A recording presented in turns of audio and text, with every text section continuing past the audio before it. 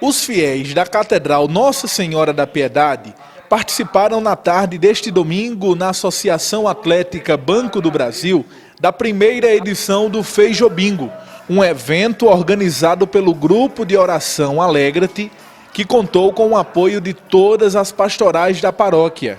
Toda a renda do Feijobingo servirá para a renovação do sistema de som da Catedral. E desde já agradeço. Obrigado por você estar aqui com sua família.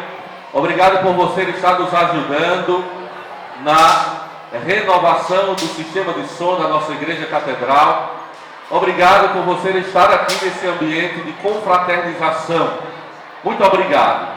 Quero agradecer de modo muito especial aqueles que estão à frente desse evento, todos os membros do Grupo de Oração Alegra-te. Uma salva de palmas para o Alegra-te, que corajosamente enfrentou esse evento, organizando, pensando, articulando pessoas para que esse evento acontecesse da melhor maneira possível. A todos os membros do Alegra-te, o nosso abraço, o nosso agradecimento.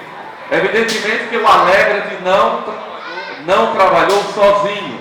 Ele contou com as pastorais, os outros movimentos e grupos da nossa Igreja Catedral.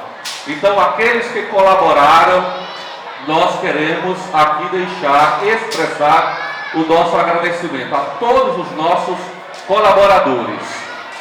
Além do sofá e do garrote que foram sorteados no bingo, também foram sorteadas as imagens de Nossa Senhora da Piedade e Santa Terezinha, entre as pessoas que contribuíram com a paróquia no mês de maio. A animação ficou por conta de Alisson Voz e Violão.